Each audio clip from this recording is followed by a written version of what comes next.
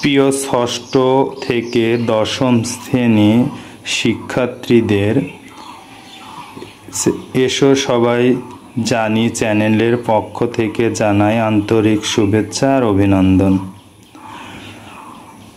আমরা চেঞ্জিং সেন্টেন্সের আজকে রুল 7 করব। রুল 7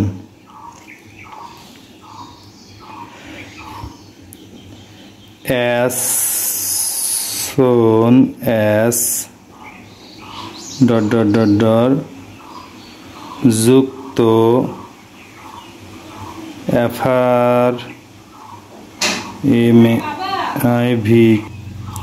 অ্যাফার্মেটিভ বাক্যকে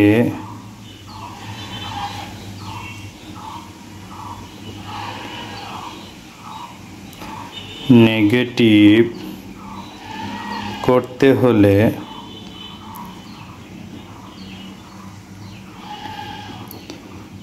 নো সোনার হ্যাড ...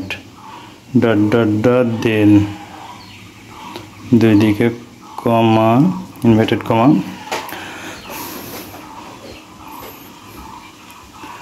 তার ব্যবহার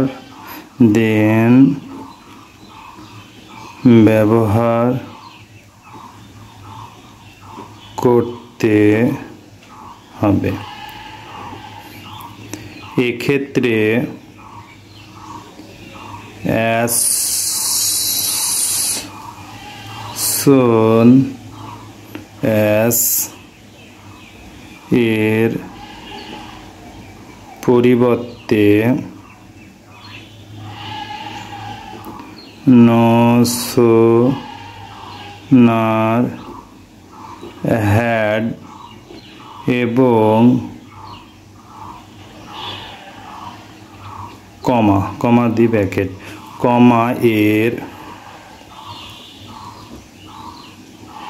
পরিবর্তে দেন বসবে। তাহলে দেখো বন্ধুরা, আর একবার আমি প্রথম থেকে বলে দিই। as soon as ... যুক্ত অ্যাফার্মেটিভ বাক্যে নেগেটিভ করতে হলে। বন্ধুরা, তোমরা তো অবশ্যই জানো যে এখন আমরা এই রুলস করতেছি অ্যাফার্মেটিভ থেকে নেগেটিভ। অবশ্যই আমরা এটা খেয়াল রাখবো যে কখন অ্যাফার্মেটিভ থেকে নেগেটিভ করব। তারপরে দেখো বন্ধুরা, নো সোনার হ্যাড ... দেন ব্যবহার করতে হবে।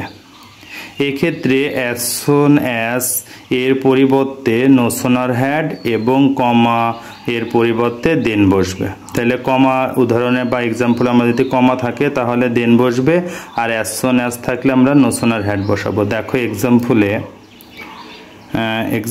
1-এ আমরা দেখি, কারণ আমরা যখন আগে বললাম যে অ্যাফার্মেটিভ থেকে নেগেটিভ করতেছি, তাহলে আমরা অ্যাফার্মেটিভটা আগে লিখে নিয়ে তারপরে নেগেটিভ করব।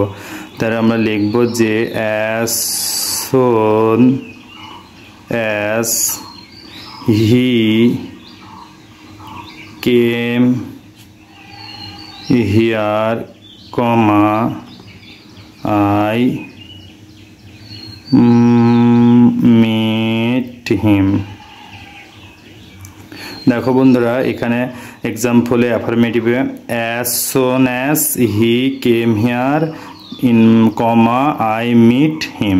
এখন যদি আমরা একে নেগেটিভ করতে চাই তাহলে আমাদের উপরের যে রুলস অনুযায়ী দেওয়া আছে সেটা অনুযায়ী আমরা কি করব, এখন অ্যাফার্মেটিভ থেকে নেগেটিভ করব। তাহলে আমরা কি বন্ধুরা দেখলাম যে as soon as থাকলে কি হবে, নো সোনার হেড। তাহলে আমরা লিখব নো সোনার হ্যাড,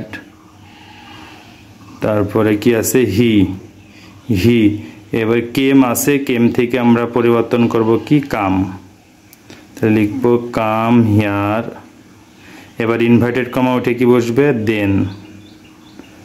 দেন তারপরে বাকি অংশ আই মিট হিম। অবশ্যই বন্ধুরা দেখো, তোমরা এক্সাম্পলের মাধ্যমে আর একটু ভালো করে বুঝতে পারবে। এক্সাম্পলটা দেখে নিবে। As soon as he came here I meet him, তাহলে অ্যাজ সুন অ্যাজ এর পরিবর্তে বসলো নো সোনার হ্যাড, হি থেকে গেল, কেম পরিবর্তন হয়ে কি হবে কাম, হিয়ার ইনভাইটেড কমা উঠে কি বসলো দেন, তারপরে বাকি অংশ আই মিট হিম। অবশ্যই বুঝতে পেরেছ। আমরা এবার রুল 8-এ যাব। আমরা রুল 8 মানে রুল 8 লিখি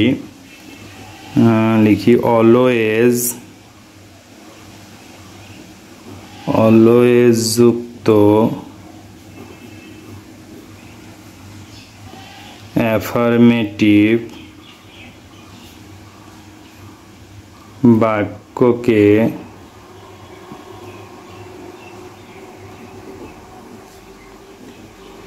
নেগেটিভ করতে হলে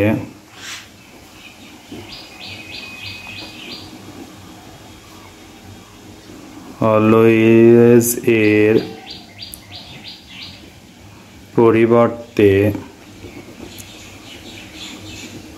নেভার বসে এবং অ্যাফার্মেটিভ শব্দটির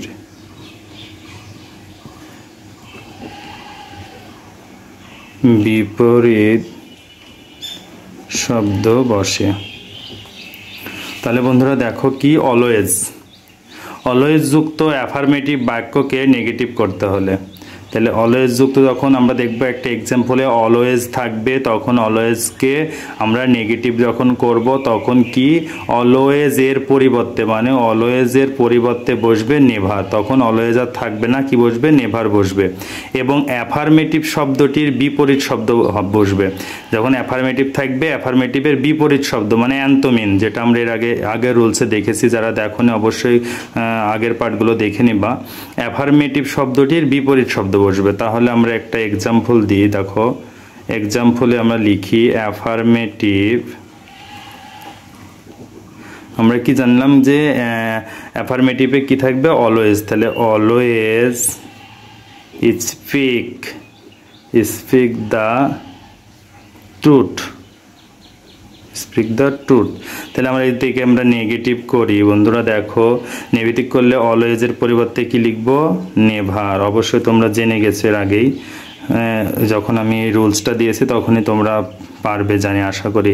নেভার, তারপরে নেভার বসলো, তারপরে স্পিকের বিপরীত শব্দ কি লিখবো আমরা টেল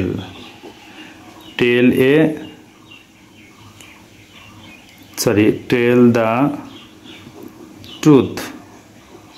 এই যে বন্ধুরা দেখো স্পিক যা অ্যাফার্মেটিভ সেন্টেন্সকে বিপরীত শব্দ লিখলাম কি টেল দ্য ট্রুথ, তাহলে অলওয়েজ এর পরিবর্তে নেভার বসলো, স্পিকের পরিবর্তে টেল বসলো, আর বাদ বাকি